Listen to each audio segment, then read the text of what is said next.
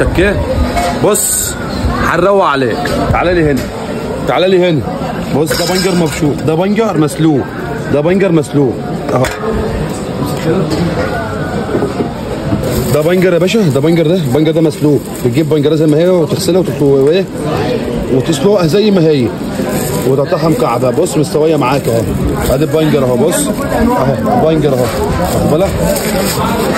تعالى بقى يا باشا نتبلوه. بص يا حبيب اخوك، هتنزل هنا بشويه سمسم، شويه سمسم كده حلوين. ها هتنزل هنا كده بشويه ملح، شويه ملح. عندنا شويه سكر، الصلاه على النبي عليه. سكر عندنا هنا، شويه كمون هنا حلوين.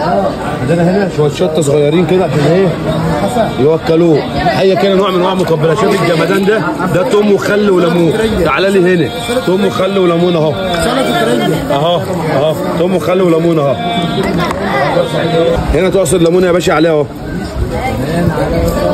هذا سعيد سلفي، ده سعيد. بص يا باشا، شوف الجمدان ده، طلع النبي عليه، طلع النبي عليه اهو.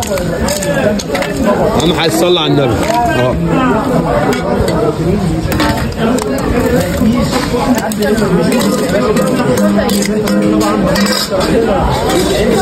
بص يا باشا اهو، زي ما قلت لك المكونات بتاعته. تجيب البنجر زي ما هو، تغسله وتسلقه. بعد ما تسلقه تجي مقشره، بعد ما تقشره مقطعه مكعبات. تحط عليه ملح، سكر، كمون، خل، توم، ليمون. هتحط عليه شويه الملح والسكر، تحط عليه شويه سمسم بقى زينه. اهم حاجه تصلي على النبي.